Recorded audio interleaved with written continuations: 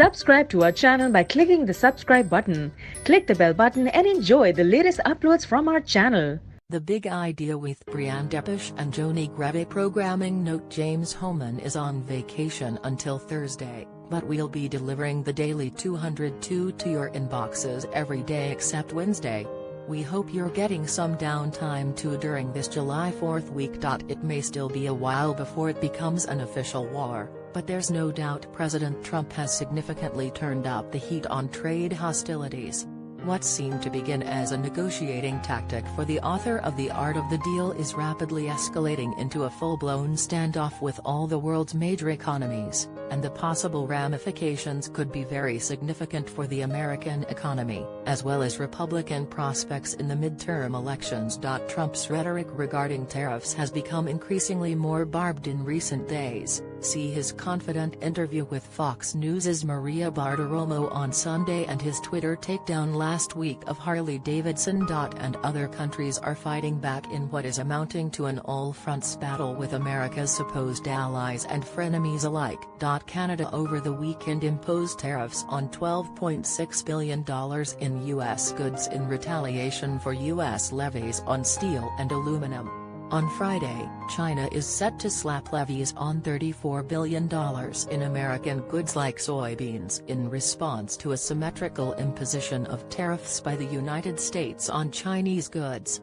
Also last week, the European Union sent a letter to the Commerce Department threatening to implement tariffs on $290 billion in American goods if Trump follows through with his desire to crack down on foreign autos. The European Union is possibly as bad as China, just smaller. Okay.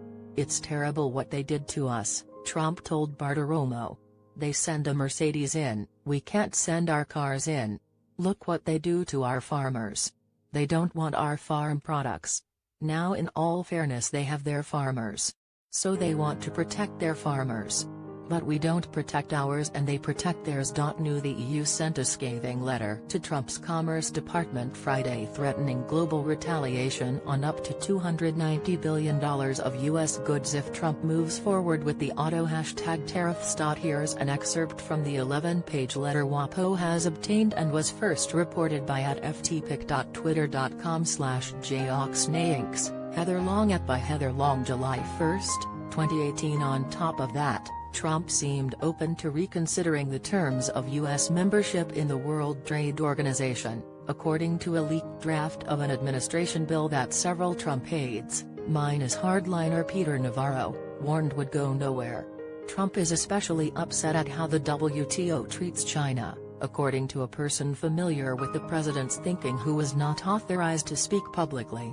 Despite being the world's second-largest economy, China is still considered a developing nation in the eyes of the WTO, which allows China to have higher trade barriers than developed countries, reports my colleague Heather Long. Heather writes, despite Trump's rhetoric, concerns are growing that Trump's appetite for tariffs only appears to be expanding as trade tensions escalate.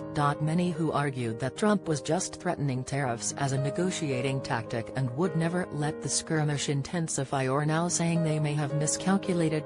In other words, the trade war could be quite for real.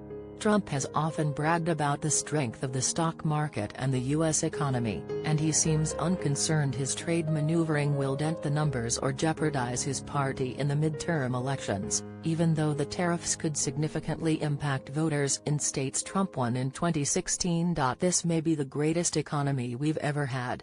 So if it's all about the economy, I think we should do phenomenally, Trump told Bartiromo, replying to a question about GOP prospects in November.